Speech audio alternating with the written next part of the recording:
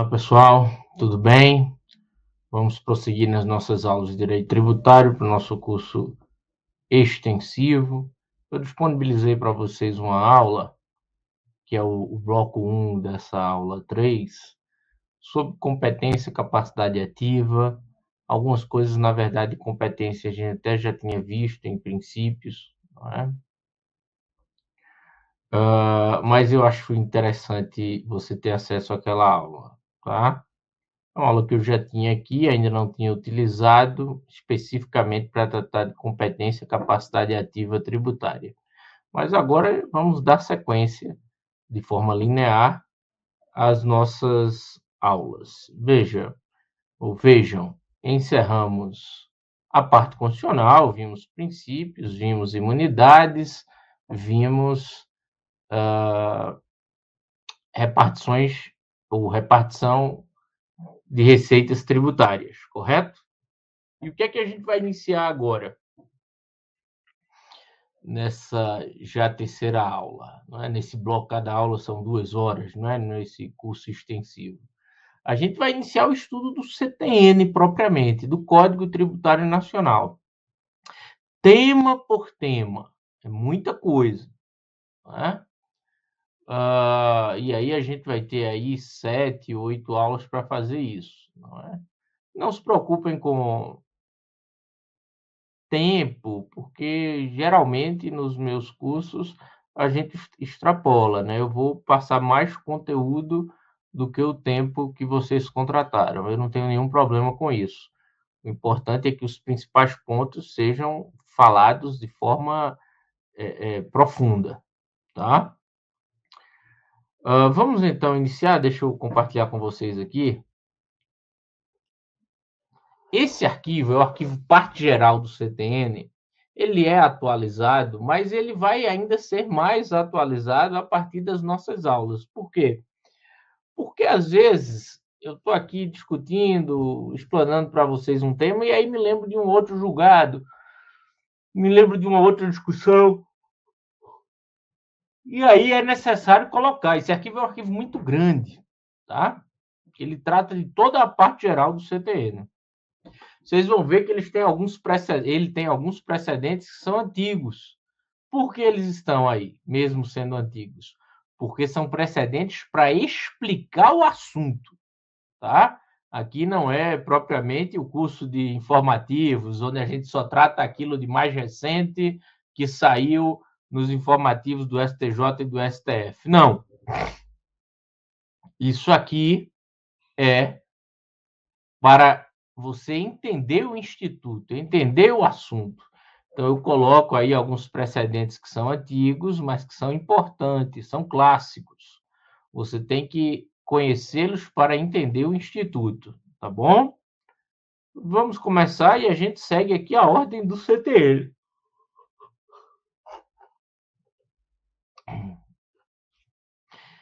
A partir do 96 do CTN. Por que a partir do 96 do CTN? Porque o que vem antes, do artigo 3º ao 8º do CTN, é justamente o conceito de tributo, que vocês não têm nenhum problema com o conceito de tributo.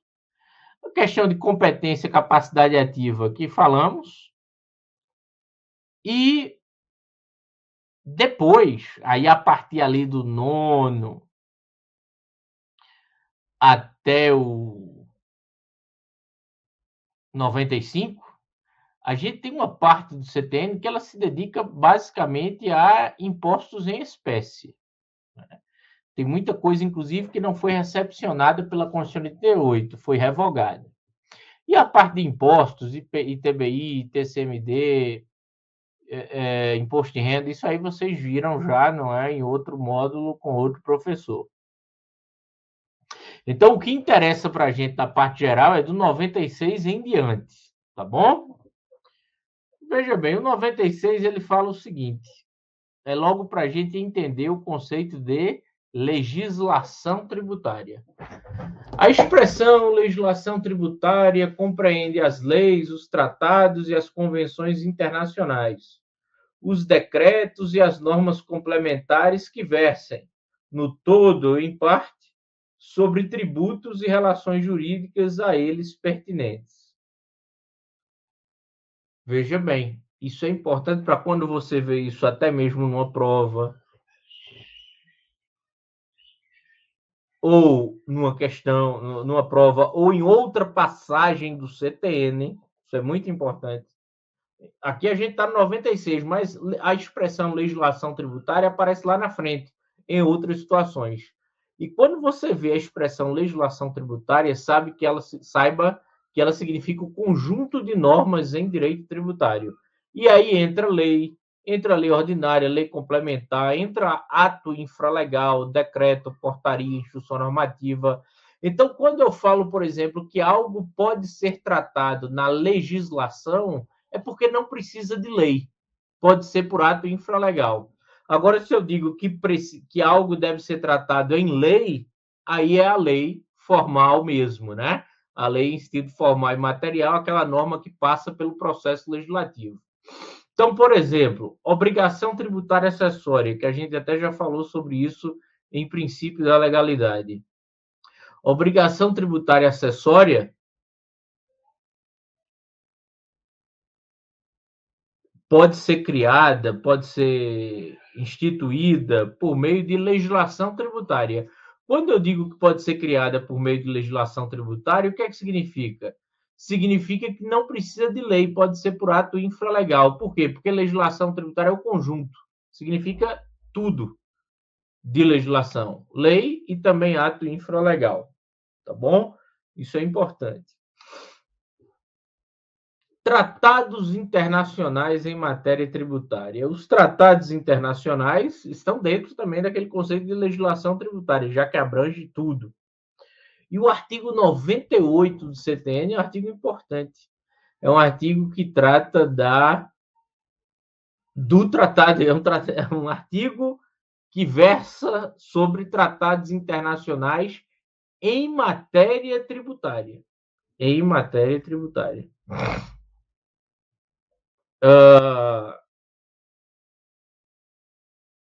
E veja o que ele diz. Os tratados e as convenções internacionais revogam ou modificam a legislação tributária interna e serão observados pela que lhes sobrevenha. Tratados e convenções internacionais revogam ou modificam a legislação tributária interna. Eles alteram a legislação interna. Um tratado internacional altera a legislação interna. E devem ser, o código fala, serão observados pela legislação que lhes sobrevenha. Presta atenção, pessoal, esse artigo parece dar uma ideia de que o tratado internacional ele está acima da lei brasileira. Parece dar uma ideia de superioridade hierárquica dos tratados internacionais. Vamos lá. É verdade isso? O tratado internacional está acima?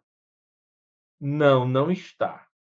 O tratado internacional que versa sobre direito tributário, aqui é o tratado internacional em direito tributário. Sendo ele ratificado pelo Congresso Nacional, porque tem que ser ratificado pelo Congresso para quê? Para ser incorporado ao ordenamento jurídico brasileiro. Sendo ele incorporado, ele passa a vigorar como lei ordinária. Tratado internacional em matéria tributária tem status de lei ordinária, ele é incorporado como lei ordinária, tá bom?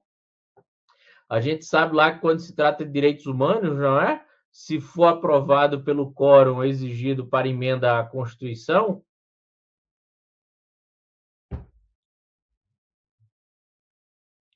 ele é incorporado com status de norma constitucional, não é isso? Norma constitucional. Já o nosso Tratado Internacional de Direito Tributário, não. Ele entra como lei ordinária. Ah, se ele é lei ordinária, por que é que ele prevalece sobre a legislação interna? Veja bem, é por uma questão de especialidade. O Tratado Internacional em matéria tributária, ele é uma norma especial em relação a uma norma tributária interna. E a gente sabe que uma das formas de resolver antinomias de normas é por meio do critério da especialidade, tá bom? Então não há hierarquia, o que há é uma especialidade.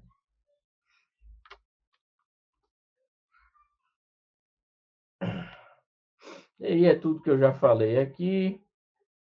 Algumas outras questões sobre tratados internacionais no direito tributário. A gente já falou quando estudamos os princípios, não é? Aquele princípio da vedação à concessão de isenções heterônomas, lembram? Veja, é possível, por meio de tratado internacional, conceder isenção de tributo estadual ou municipal.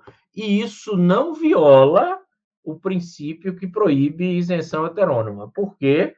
Porque quando a União assina um tratado internacional, o presidente da República assina um tratado internacional,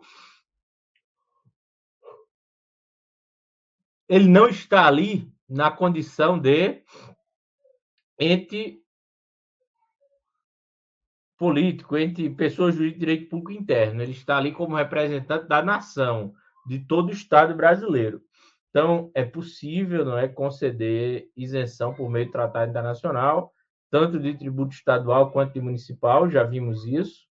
Olha aqui, o presidente da República não subscreve tratados como chefe de governo, mas sim como chefe de Estado, o que descaracteriza a existência de isenção heterônoma. A antinomia supostamente existente entre a norma internacional e a interna resolve-se pela regra da especialidade, tá bom?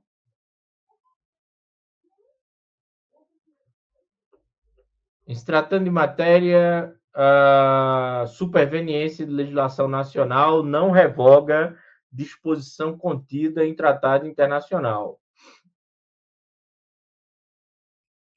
porque a norma de tratado internacional tem prevalência pelo critério da especialidade.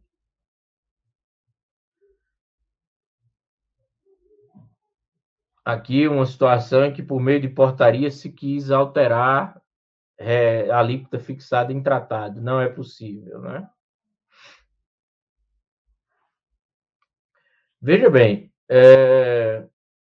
aqui permitindo de tributo estadual, apesar de o ICMS estadual, é possível a concessão de isenção por meio de tratado.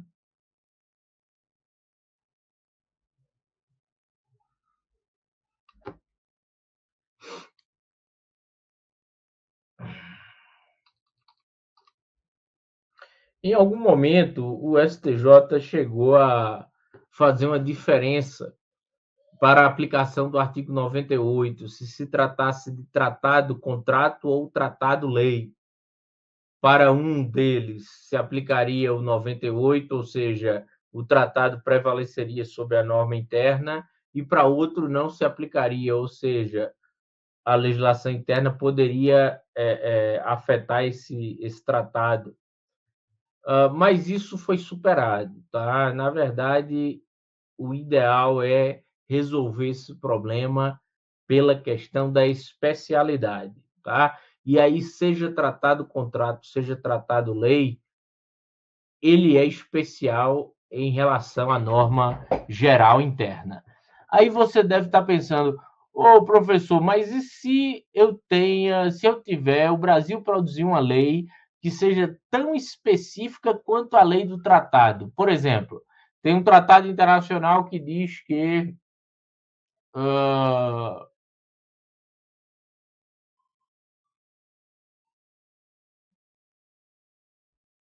há uma isenção de imposto de importação em trocas comerciais entre o Brasil e a Dinamarca. Veja, isenção de imposto de importação em trocas comerciais entre Brasil e Dinamarca. Específico, Brasil e Dinamarca, importação. Se tem uma lei aqui no Brasil que aumenta o imposto de importação, aquela lei não vai se aplicar a essa situação específica das importações entre Brasil e Dinamarca. porque é uma norma especial, tem um tratado específico, tem uma regra específica prevista em tratado. Mas e se vier uma lei aprovada pelo nosso parlamento dizendo importações da Dinamarca passam a ser tributadas? Ou seja, a mesma, uma regra específica que seja contrária ao tratado. Veja, isso a gente pode pensar disso em tese, em teoria, não é? Na prática, isso acho que nunca aconteceu, não tenho ciência. Mas se isso acontecer, teoricamente, se o Brasil aprova uma lei que diga especificamente o contrário do que diz o tratado, doutrinariamente se entende que o Brasil estará denunciando o tratado. Então, por meio da lei que seja especificamente contrária ao tratado, o Brasil estaria saindo do tratado. Seria uma forma estranha, mas uma forma de denunciar o tratado e de deixar de cumpri-lo saindo dele, tá? Algumas súmulas do STJ aí, ó, envolvendo tratados internacionais. Súmula 71. O bacalhau importado de país signatário do GATT é isento do ICM. É uma súmula antiga, na época o ICMS nem se chamava ICMS, se chamava ICM. Não, aqueles serviços não estavam incluídos no imposto. E qual é a lógica dessa súmula? Tanto da 71 quanto da 20. Qual é a lógica? Veja, a 20 diz o seguinte: mercadoria importada de país signatário do GATT é isenta do ICM, quando contemplado com esse favor similar nacional. Qual é a lógica dessas duas súmulas? Existe um tratado internacional de comércio exterior, a sigla dele está aí na súmula 20, GATT, que em inglês seria Acordo Geral de Comércio, né? Um tratado para Acordo Geral de Comércio. E o que é que esse tratado, o GATT, ele determina? Ele determina que as trocas comerciais entre países signatários desse tratado, as trocas comerciais entre países signatários desse tratado, essas trocas devem ser tributadas da mesma forma que é tributado um produto nacional. Então, dois países signatários do GATT, e vamos supor, Brasil e Noruega. Aí o Brasil alguém importa um carro da Noruega. Quando esse carro chegar no Brasil, sobre ele devem incidir os mesmos tributos que incidem sobre o veículo nacional, sobre um carro produzido no Brasil. Então, o que é que o GATT defende? Que deve haver um tratamento igualitário. A mesma tributação que incide no produto interno deve incidir sobre o produto estrangeiro. É isso que o GATT, em linhas gerais, determina. Fica de fora desse acordo o imposto de importação. Por isso que aplicam-se todos os tributos que aplica-se ao nacional, ao produto nacional, e, além disso, ainda o imposto de importação. Pois bem, aí veja o outro lado da moeda dessa regra do GATT. Se houver uma isenção para o produto nacional, o importado também terá que ser isento. Entenderam? Então, a regra do GATT é dar o mesmo tratamento. Se o tratamento interno é tributar por uma alíquota de 15%, o importado vai sofrer uma alíquota de 15%. Agora, se o produto nacional for isento, o importado vai ser isento também. Então, por isso que o 20 diz, olha, a mercadoria importada, quando contemplada com esse favor fiscal, também é isenta, né? É isenta do ICMS quando contemplado com esse favor similar nacional. A súmula 71 é apenas um exemplo da súmula 20. E aí, vamos lá, você deve estar pensando, mas por que é que o bacalhau importado é isento? Se não temos bacalhau no Brasil, é verdade, não é? Não é um peixe de águas do Atlântico Sul, como é o nosso caso do Brasil. Como é que vai ter isenção? Veja qual foi a construção que foi feita pelo STJ. Existe um tipo de peixe aqui no Brasil que era isento, é o peixe seco e salgado. Então, o peixe seco e salgado era isento de ICMS. Então, o bacalhau, que é um tipo de peixe seco e salgado, também deveria ter essa isenção. Veja, o similar nacional não significa que tem que ser igual. Não tem bacalhau nacional, mas tem uma categoria na qual o bacalhau importado da Noruega se enquadra, que é o peixe seco e salgado. Entenderam? Só que essa súmula 71 aí tem um detalhe bem curioso. Durante um tempo, a súmula 71 ela ficou sendo aplicada de forma equivocada. Por que de forma equivocada? Porque a ideia dela é eu vou dar isenção ao bacalhau importado porque o peixe nacional seco e salgado é isento. É isento. Só que o que foi que. E era, por que o peixe seco e salgado era isento do ICMS? A gente já viu que para ter isenção do ICMS tem que ter um convênio, não é? Pois bem, havia um convênio dando essa isenção ao peixe seco e salgado. Só que o que foi que aconteceu depois? Aconteceu que esse convênio expirou, acabou e não foi renovado. Então, o peixe seco e salgado nacional passou a ser tributado. Por consequência, o bacalhau passa a ser tributado. Só que o STJ demorou um tempo para descobrir que havia sido revogado o convênio que prevê isenção para peixe seco e salgado. E aquela lógica de julgar processos, né, em grande quantidade e aplicar súmulas, o STJ, durante alguns anos, ficou aplicando a súmula 71 do STJ dele próprio, mesmo que o peixe interno não tivesse mais isenção. Olha só que situação.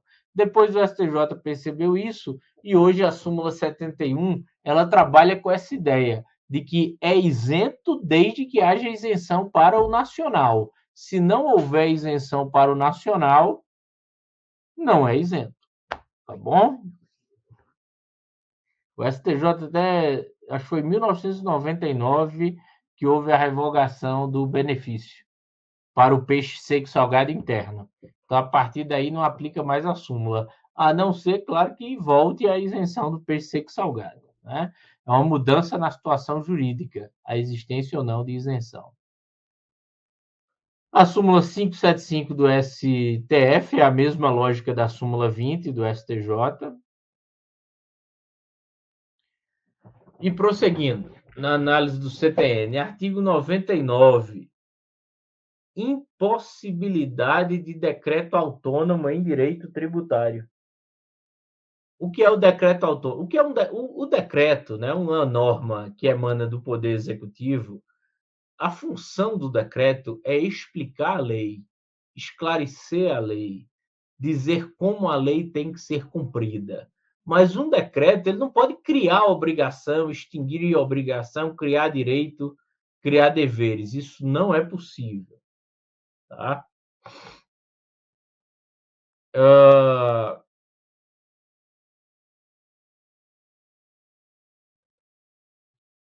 Só que no direito administrativo, dê uma olhada lá, salvo engano, é o artigo 84 da Constituição. No direito administrativo, aqui no Brasil, se admite um tipo de decreto autônomo. O que é um decreto autônomo? É que ele não está relacionado com nenhuma lei. Ele próprio cria ou extingue situações jurídicas.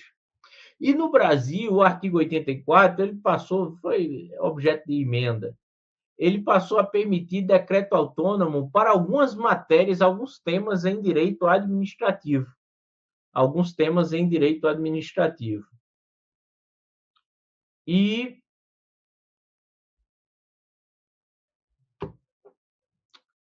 esses temas são geralmente de extinção de cargo público quando vago, extinção de órgão ou de entidade da administração, temas para gestão da administração pública. Ficar mais fácil a gestão por meio de decreto, não precisar de lei. O decreto autônomo, ele retira seu fundamento de validade diretamente da Constituição. No direito tributário, nós não temos decreto autônomo, ou seja, todo decreto em direito tributário, ele vai se referir a uma lei, a esclarecer, a explicar, a dizer a forma de cumprimento daquela lei, tá bom?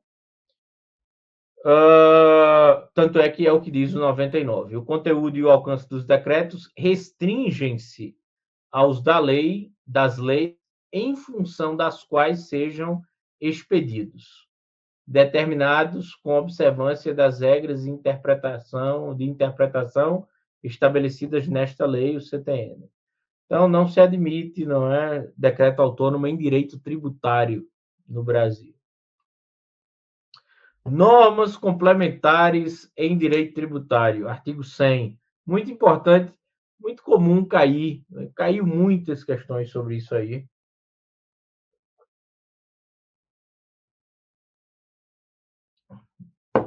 Em concurso público. Eu lembro de várias do CESP e SEBRASP, não é? Sobre esse artigo 100. O artigo 100 vai dizer o que são as normas complementares do direito tributário. São normas que não criam nem extinguem direitos em direito tributário. Ela apenas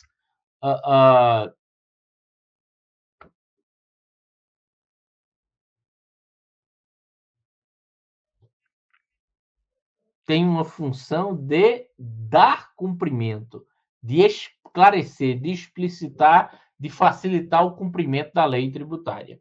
Mas, evidentemente, assim como o decreto, as normas complementares não criam nem extinguem direitos.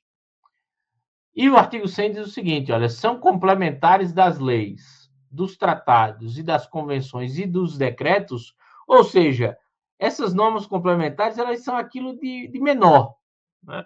Tanto é que elas servem até mesmo para explicar um decreto. E quais são? Atos normativos expedidos pelas autoridades administrativas.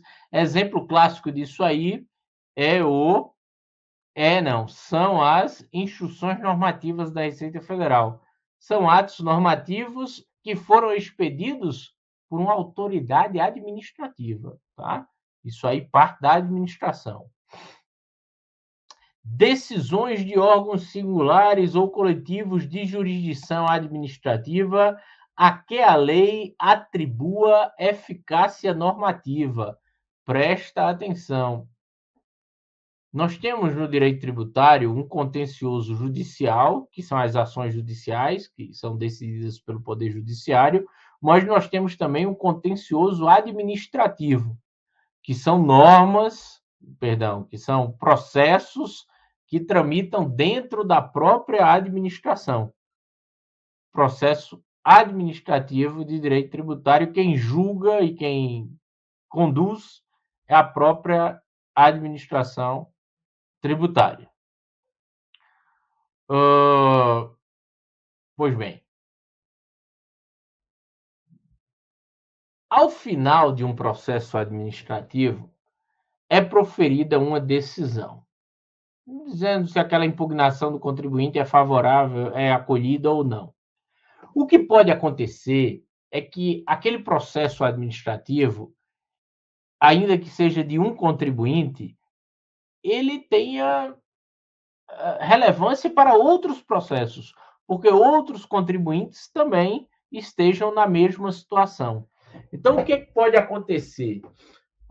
Uma lei, aí vai precisar de lei, uma lei ela pode dar eficácia normativa a uma decisão proferida em processo administrativo. E o que é isso? Dar eficácia normativa a uma decisão administrativa? É dizer o seguinte, olha, o conteúdo daquela decisão vai passar a ser aplicado não só para esse contribuinte do processo onde a decisão foi proferida, mas para todos os demais contribuintes que se encontrem na mesma situação. Então, se houver lei que atribui eficácia normativa a uma decisão, essa decisão do processo administrativo tributário, ela é também uma norma complementar, porque ela não vai se referir exclusivamente a esse contribuinte do processo onde ela foi proferida, mas sim a todos os demais contribuintes que se encontrem na mesma situação, tá bom? Então, decisão administrativa a que a lei atribui eficácia normativa também é norma complementar. Inciso 3, práticas reiteradamente observadas pela autoridade administrativa. Veja, não pode ser prática reiterada do contribuinte, né? Que aí pode dar problema. É prática reiterada da administração tributária, da autoridade administrativa. É um costume, podemos dizer assim, um costume da administração pública representa norma complementar de direito tributário. E os convênios, que a gente sabe que tem vários convênios em matéria de ICMS e também em outros temas, pode ter convênio de cooperação, né? Convênio para acesso de dados, e os convênios, eles também são normas complementares do direito tributário. Veja esse parágrafo único do artigo 100, como ele é muito importante. Muito importante. Ele diz assim, ó, a observância das normas referidas neste artigo. Então, é o próprio código dizendo obedecer às normas complementares exclui a imposição de penalidades, ou seja, não vai pagar multa se você estava cumprindo uma norma complementar, exclui a cobrança de juros de mora e exclui, inclusive, a atualização do valor monetário da base de cálculo do tributo. Tá bom?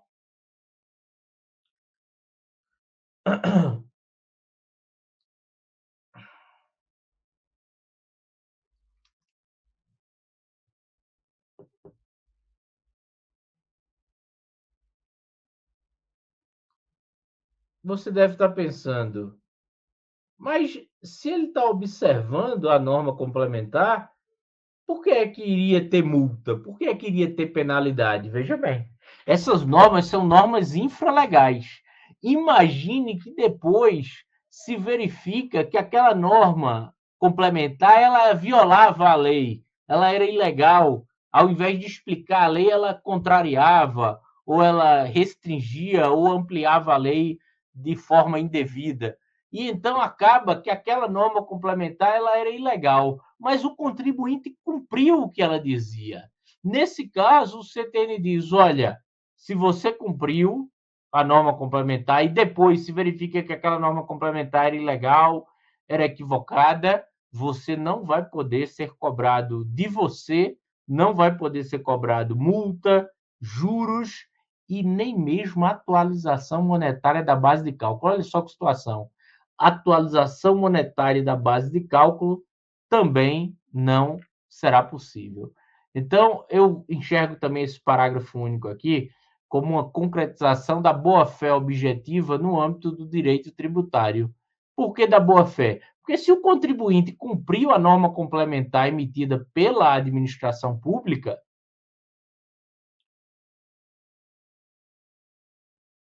ele estava fazendo aquilo que a administração pediu que ele fizesse. Se depois se descobre que ela era ilegal, ele não vai poder ser punido por isso. Tá bom? Agora, é bem verdade que se ele pagou tributo a menor, ele pagou tributo menos que o devido porque estava cumprindo a norma complementar, ele vai ter que pagar a diferença, tá? Vai ter que pagar o que está faltando. Agora vai pagar sem juros e sem correção monetária. Interessante, né?